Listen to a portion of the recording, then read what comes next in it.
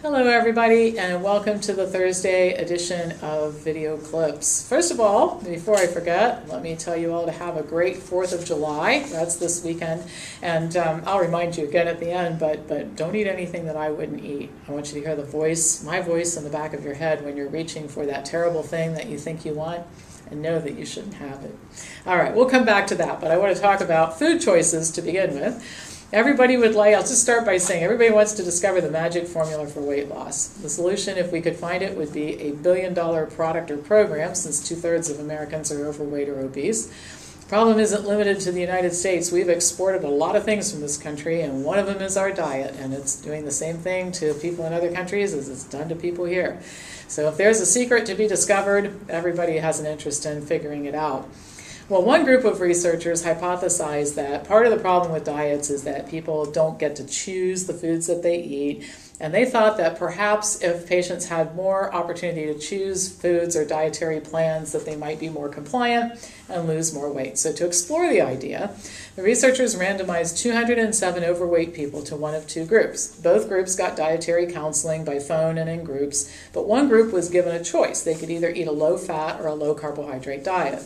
Furthermore, the choice dieters were able to switch their diet at the end of 12 weeks if they didn't like the original choice that they made. So if they were eating low carb and they preferred low fat, they could change over. The other group was randomly assigned to eat one diet or the other and to do it for the entire length of the study.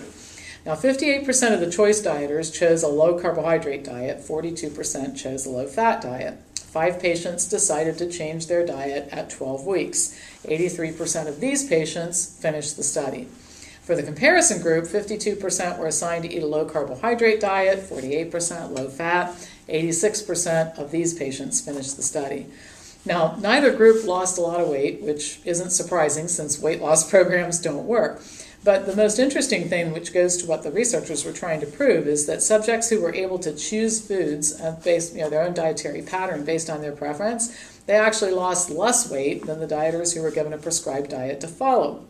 The choice group lost an average of 12.6 pounds, while the patients who were given no choice lost 14.8 pounds. The difference wasn't statistically significant, but the researchers wrote that it was disappointing because they expected to see some indication that if you had more say in the dietary plan that you were put on, that it would be better. Now, I have several comments about the study. First, low-carbohydrate diets don't work. This has been shown to be the case in most studies comparing different diet plans, and the healthiest and leanest people on the planet do now and have always eaten a plant-based, starch-based diet. Low-fat diets aren't necessarily better, particularly if they restrict calories too much or they focus on unhealthy foods. Like, you can eat a lot of low-fat dairy products, but that's not really a health-promoting diet. So what the study really shows is that when people are given the choice of which bad diet they want to consume, the results aren't any better than when people are assigned a bad diet to eat. And unfortunately, the researchers reported that choice doesn't make a difference, and I disagree with that. I think it can make a difference, and it does here when we have conversations with members and ask things like, what are your favorite green vegetables? What are your favorite fruits? What are your favorite dishes? Could we help you learn to prepare them differently so that you can continue to enjoy them, but they'll be better for your waistline or whatever else has brought you to the Wellness Forum Health. So that's an appropriate application of choice. So people choosing bad diets and not having success, I don't think we write off choice, we write off the bad diets.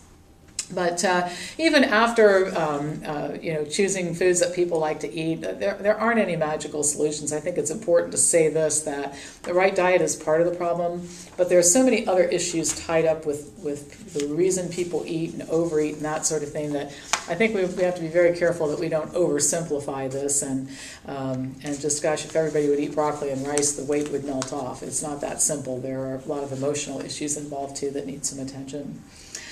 All right, so now we're going to talk about food allergies, which are a source of confusion for many people, and the confusion is often perpetuated by incompetent health professionals who claim that almost any symptom you show up in their office with is a result of food allergy and or intolerance.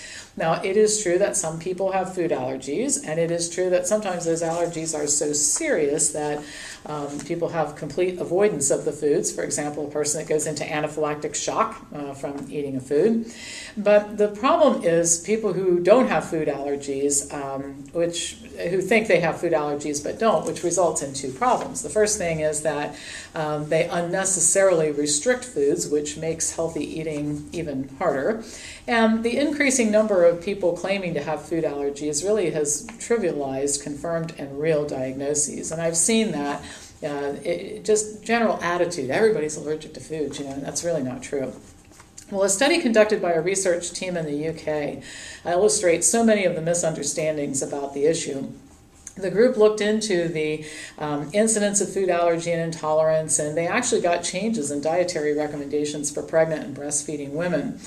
Before this study, women in the United Kingdom were told that if there was any family history of peanut allergy, that they shouldn't eat peanuts when they were pregnant, don't eat peanuts when you're breastfeeding. And so what happened is this warning, and it happens here in the United States too, got blown into something entirely different, where all kinds of people that didn't have any family history of peanut allergy were avoiding peanuts too, thinking that there must be something wrong with peanuts. Food hypersensitivity, by the way, is an adverse reaction to a food that can be categorized as an allergy or a non-allergic reaction. And so what the researchers were interested in finding out through this study is the prevalence of food allergies. Had it actually increased? Because we hear all the time that food allergies are increasing all the time. And they said if food allergy is actually increasing, maybe we do have some reason to be concerned. So here's what they did. They looked at 969 kids born in 2001 and 2002 and compared them with previous cohorts of children born in the same area in the UK. They determined that the incidence of peanut allergy in the population was 5%. They also determined that eating peanuts during pregnancy and breastfeeding didn't have anything to do with whether or not children would grow up and develop peanut allergies. But the big thing was that the team reported that there was this huge disconnect between the number of parents who claimed that their kids had allergies and the number of kids who really did. 33.7% of parents reported food allergies in their kids. Only 12.9% were actually diagnosed with a confirmed food allergy. The Making Sense of Allergies report addressed this issue and stated, quote, "Fears about food allergies are leading parents to cut major food groups from their children's menus and causing people to follow unnecessarily restrictive diets." The report said that food allergies have become a catch-all diagnosis for unexplained symptoms. That's basically what I said at the beginning of this talk. So the issue of food allergies, it's frequently brought up by our members. The primary foods of concern are wheat, grains, and soy. In many instances, and I've always found this interesting, parents will bring up the potential for the allergies with these type of foods while their kids are eating them and they're asymptomatic. So it's, should I be concerned? No, your kid's eating these foods and they're fine. Adults mistakenly attribute any diseases or symptoms they have to food allergies. Again, that's reinforced by health professionals that reinforce that idea. But really what it's a result of, the symptoms and diseases, are the standard American diet. It's all the meat and the dairy and the fat and the junk. That's, it's not a wheat intolerance that causes people to have illness. It's the food. It's the food, the dietary pattern. And the problem is it's a distraction. And Gilbert Welch talked about this a lot in his book, Less Medicine, More Health, which I covered in an advanced study course. He says that in medicine we tend to get distracted by stuff that doesn't make a difference instead of paying attention to stuff that does. And so while people are thinking that their problem is a soy allergy, it distracts them from finding out that their problem is that they eat a terrible diet.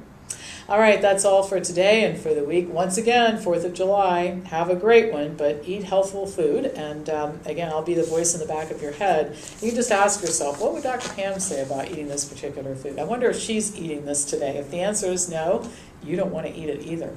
All right, have a great holiday, and I will be back to you again on Tuesday with more news.